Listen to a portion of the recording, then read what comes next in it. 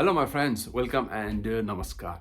आजको यो भिडियोमा म तपाईँहरूलाई चाहिँ एकजना नेपाली भाइले बेलायतको विश्वविद्यालयमा चाहिँ सेक्युरिटी सिस्टम सम्बन्धी एउटा प्रोजेक्ट आविष्कार गरेका छन् र त्यो प्रोजेक्ट के हो र त्यो प्रोजेक्टले कसरी काम गर्दछ र त्यो प्रोजेक्ट बनाउन चाहिँ भाइले कुन कुन हार्डवेयरहरू युज गर्नुभयो र त्यो हार्डवेयरमा चाहिने सफ्टवेयरहरू के हो र त्यो सफ्टवेयर चाहिँ कुन प्लेटफर्ममा लेखिन्छ त्यस बारेमा चाहिँ उहाँ भाइले चाहिँ इन्फर्मेसन दिनुहुनेछ।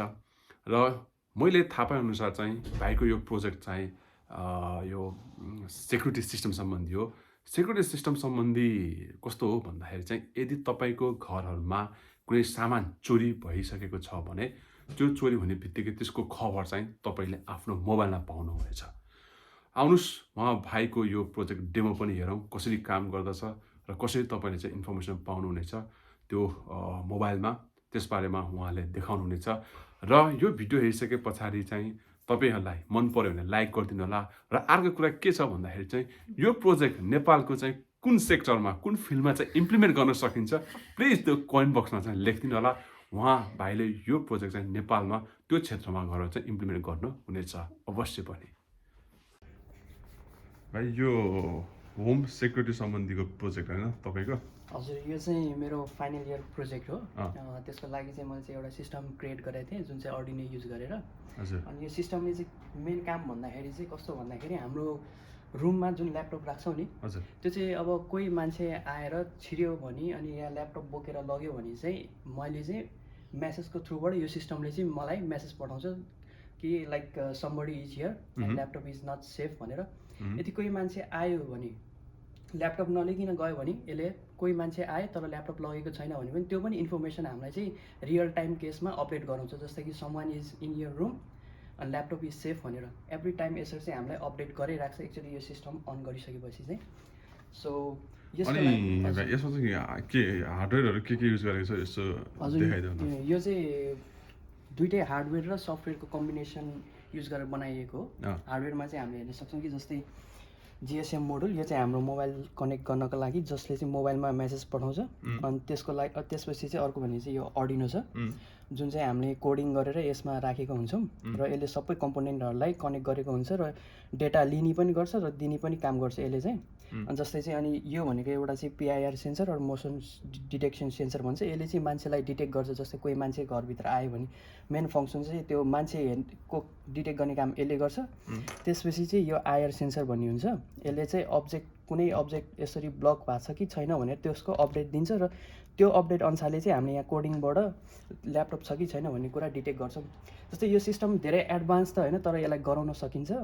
यो सिस्टम यो जुन यो सेन्सरहरू चाहिँ हाम्रो डेली लाइफमा नर्मली युज भइराख्ने हो। यो खासै ठुलो एडभान्स त्यस्तो केही पनि होइन, यो नर्मली भइरहेको छ। अब यो जस्तै यो आयर सेन्सर चाहिँ जस्तै अब यो ह्यान्ड ड्रायरहरूमा अनि त्यो अटोमेटिक यो सोपहरू लिनेहरूमा काम गर्छ नि त। अनि यो चाहिँ हाम्रो यो लाइटिङहरूमा विभिन्न स्कुल कलेज हल जहाँ पनि पाइराखेको हुन्छ। तर मैले चाहिँ यसलाई चाहिँ सेक्युरिटीको फर्ममा चाहिँ युज गर्न खोजेको त्यही हो। अनि यसो डेमो हेर्न मिल्छ कि मिल्दैन? डेमो देखाइदिनु। एकदम अफकोर्स। अनि यो चाहिँ सफ्टवेयर पार्ट चाहिँ यो भयो, हामीले यो कोडिङ गर्छौँ यसमा अनि त्यसपछि त्यही अर्डिनोमा हाल्छौँ। अब त्यसको लागि चाहिँ अब यो छ, हामी अब ट्राई गरेर हेरौँ न। हुन्छ। यसको लागि चाहिँ सुरुमा यो कोड चाहिँ अब भेरिफाई गरौँ होइन। त्यसपछि यसलाई हामीले अर्डिनोमा अपलोड गर्नुपर्छ। अनि त्यसपछि यता एउटा चाहिँ 5 भोल्ट यसलाई यो GSMलाई प्रपरली काम गर्न चाहिँ 5 भोल्ट 2 एम्पियरको करेन्ट भयो भने चाहिँ एकदम राम्रो हुन्छ। त्यसको लागि हामीले छुट्टै सर्किट डिजाइन गर्नुपर्छ। अहिले चाहिँ छैन, त्यसबाट मैले चाहिँ यो पावर सप्लाई युज गरिरहेको छु। अब यो सिस्टम पावर सप्लाई दिएपछि चाहिँ यो काम गर्छ। अब यसले मेरो मोबाइलमा मेसेज पठाउँछ। जस्तै कि अब यसले मान्छे डिटेक्ट गर्छ भनेपछि मैले यहाँ हात राखेपछि यहाँ समवान इज हियर हुनु पऱ्यो कि समबडी इज हियर भनेर हामीले जस्तै देखायो नि त। अनि यो आयरको केसमा के थियो भन्दाखेरि मेसेज पनि आयो मोबाइलमा।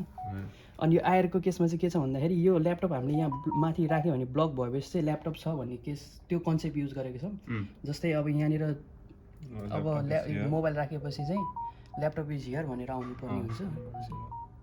मेसेज आएको आइरहेको छैन त्यसमा? हजुर, खोइ त ल्यापटप इज हियर भनेर देखाउँदै देखायो मेसेज पनि। मेसेज जस्तै मेसेज चाहिँ ल्यापटप इज इन हियर भने आयो हैन सुरुमा हामीले राखेको थिएनौँ नि त केही पनि, त्यही भएर ल्यापटप इज नट हियर भन्यो। अनि पछि मैले यो हात राखेपछि समबडी इज हियर भनेर यसरी डिटेक्ट गर्नुहोस्, यो चाहिँ पहिला गरेको केसहरू हो। यसरी चाहिँ हामीले चाहिँ गर्न सकिन्छ। सो अहिलेको समयमा चाहिँ मान्छेहरू चाहिँ व्यस्त भएको हुनाले घरहरूको चाहिँ होम सेक्युरिटीको लागि चाहिँ यो प्रोजेक्ट चाहिँ एकदमै राम्रो हुने भयो भाइ होइन। हजुर, जस्तै अब आफ्नो यो सिस्टमहरू अब प्रोटेक्ट गर्नको लागि चाहिँ एकदम बेस्ट आइडिया हुन्छ भनौँ न। रियल टाइम केसमा यसले यसरी अपडेट दिइरहेको छ। यो चाहिँ सिरियल मोनिटर भयो। हजुर, थ्याङ्क यू भाइ यार, यति राम्रो प्रोजेक्ट गरिदिनु भयो होइन, गर्नुभयो रहेछ।